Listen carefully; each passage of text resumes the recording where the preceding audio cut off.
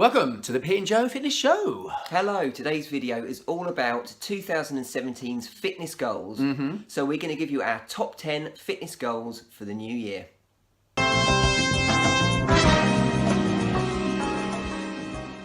So we just decided to sort of call it goals, didn't we, rather than New Year's resolutions, because I read the other day. You read? I literally the other day Yeah. that less than 10% of all New Year's resolutions actually get adhered to. I think even people stop doing them after about a couple of months. So it's better to kind of rebrand it New Year's goals. So at number 10, lift more weight. Lift more weight. Just do that's it. Lift more weight. just lift it. But that's fairly more general, of it. isn't it? What we're trying to say here is do more weight training. So if you've got a routine already, then decide which day or days of the week you're going to hit the weights and hit the weights hard. If you're not doing any kind of exercise and you're just thinking of starting doing some exercise in 2017, do it. But also make the focus of your training weight training based. It's going to build more muscle, it's going to speed up your metabolism and burn more calories, it's going to help reduce body fat, it's going to help with things like Lifting stuff up.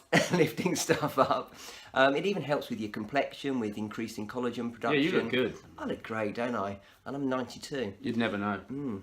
So first of all, get some weight training in and get lifting heavy. There's a very simple rule actually about lifting weights that I tend to tell people. Weight training gets you lean, cardiovascular training gets you fit. That's quite a simple rule. Because a lot of people just think, let's do cardio to lose weight. Yeah, it does on one level, but if you actually want to change your body shape and get that body that you're kind of thinking about, it is weights. So lift more, lift heavy, and women, you're not going to get big lifting loads of weights, so just pick some big stuff up. And if you get stuck or you're not sure, just hire a PT. So, in at number 9, eat vegetables with almost every meal. Apart from breakfast. Apart from breakfast. I've tried, it's not great putting broccoli on your Weetabix. No, not nice. Obviously, there's many of you out there who are probably vegetarians and vegans. Obviously, you don't need to do this because you're doing it already. But Probably. for those, Let's hope so anyway. like, Otherwise, what are you eating? exactly, like us who do eat some meat in their diet. A lot less now, though. A lot less. A lot less. Are you having meat-free days, or are you just reducing them each day? Meat-free weeks, in fact. Meat-free week. Yeah, I hardly have any meat now. So, Great. So but still loads of veg all the time. Okay, so where are you getting your protein sources from? Salmon, tuna, nuts, eggs. Okay. Yeah, I'm not saying I don't eat the poor little fishies.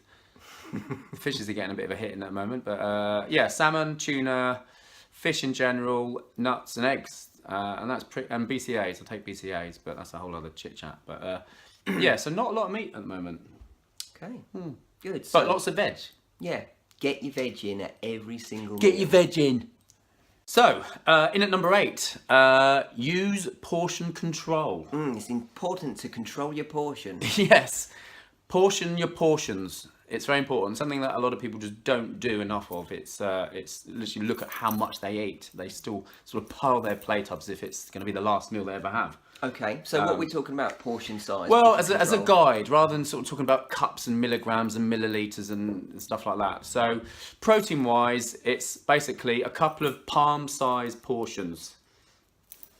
You know, palm-sized portions. That's for your protein. So, carbohydrates, it's normally a couple of fists.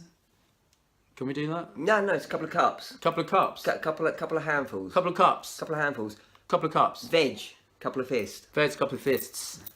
Protein, fat. Fats, Fats. 2 thumbs worth. 2 thumbs. So that's just a rough idea of what you should have per plate when you're thinking about portion control. So you might be eating a lot of great food, but if you're piling it on too It's high, still too many calories. Very easy to eat too many calories. So portion control. Portion control. What's next, Joe? In at number 7, it's get at least 7 hours sleep per night. Ooh. Really, really important. Your body needs to repair, grow, process the day that's gone before. You need to get a good amount of sleep in each night. Something like a lot of people struggle with, I think. Yeah, a lot of people struggle with it. It's difficult if you struggle with Too much going on in insomnia the old and head a things lot like of the that. times. You don't have too many problems, do you? With I'm all right sleeping with that. 7 hours a night. I'm all right on that one. But there are certain people who think, I can survive on 4 hours a night. Famously, people like Margaret Thatcher would have said, I can only need 4 hours a night. But Look at her now. look at some of look at her now. She's dead.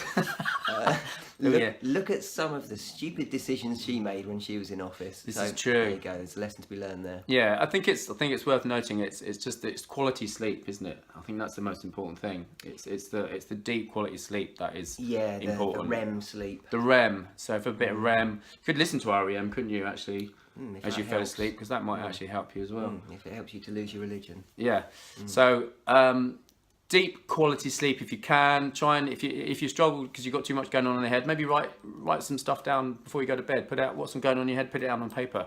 Just get it out of that because that can keep your mind ticking over. And obviously exercise is one of the best ways to go. Absolutely. It Exercise. just wears you out. Really, really important. Read a good book.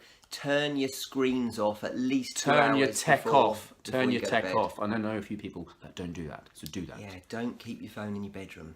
No. It's a bad idea. Yeah, unless it's got your alarm on it. True. In which case, keep It's it a in your great bedroom. idea. So, number 6. This is a good one. Drink more water. Drink more water. Drink more water. Kind of think like a fish. Drink like a fish. And think like a fish. Yeah. It's very important. Obviously, the body 60-70% water anyway. Your brain's probably about 100% water. I know mine is. It's great for just hydration, obviously. One of the best times to drink water is in the morning. I tell you, I do it every morning, like half a pint. It wakes you up amazingly. It's a real top tip. If you're waking up feeling groggy, which a lot of people seem to do, half a pint of water as you wake up, it really, boom, it's like lights on, ready to go. Excellent. Because when you think about it, you've slept for hopefully 7 hours. You've also effectively dehydrated for 7 hours. So it kind of makes sense to have a big drink of water in the morning. So it really works in the morning to wake you up. So generally, you want to be having a minimum of like 1.5 litres of water a day. Get one of those bottles and just make sure you finish it. Number 5. Be generally a bit more active in your day. So even if it's a case of like standing more often, if you sit around a lot, take the stairs. I know this is all obvious and it's been said before, but these are things that you can just do straight away. So if you've got stairs in your office, take them. If you can just stand up at your desk more. I know there's a lot of offices in America that have standing up desks, which is a really good idea.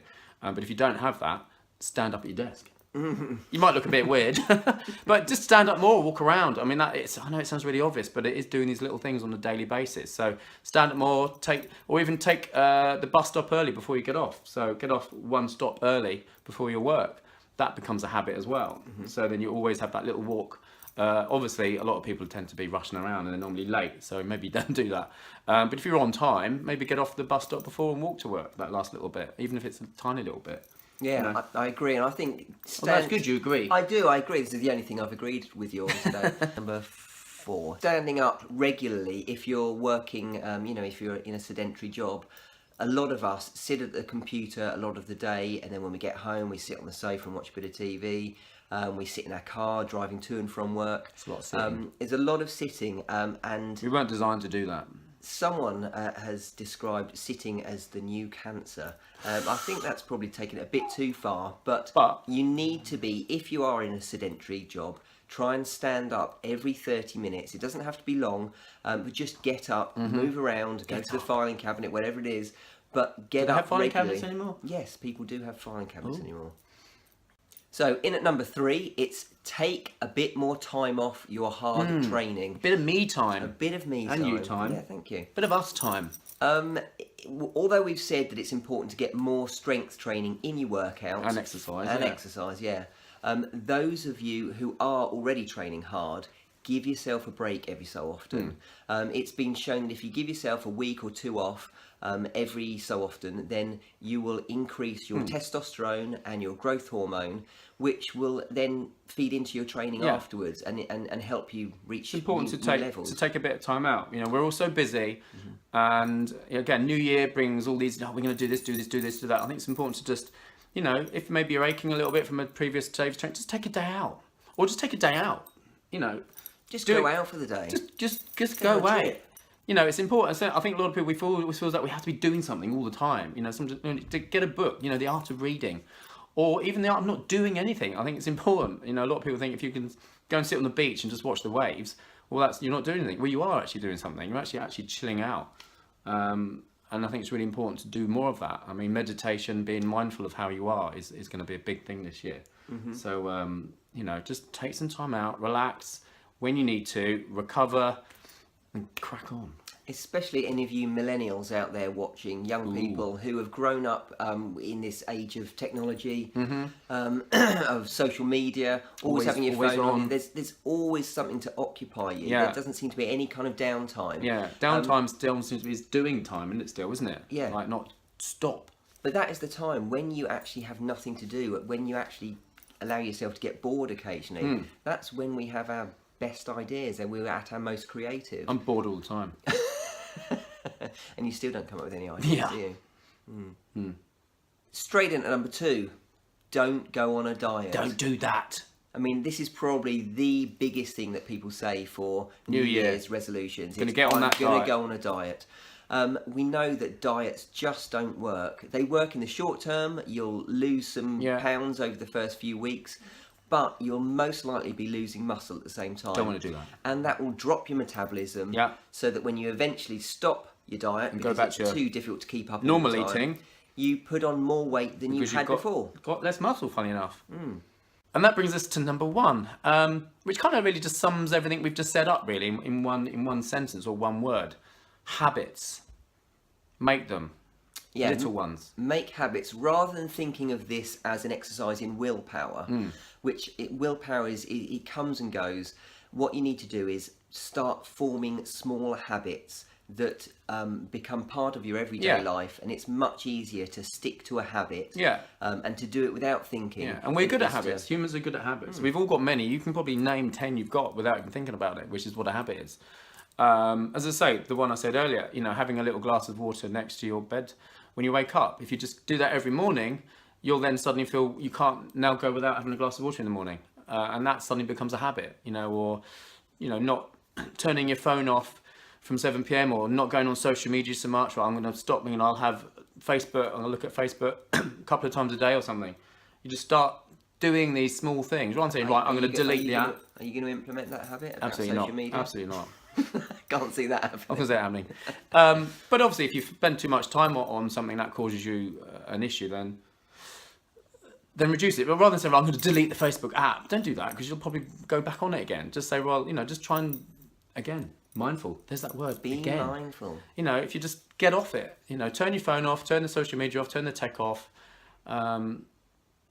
Habits, small habits will create long-lasting goals.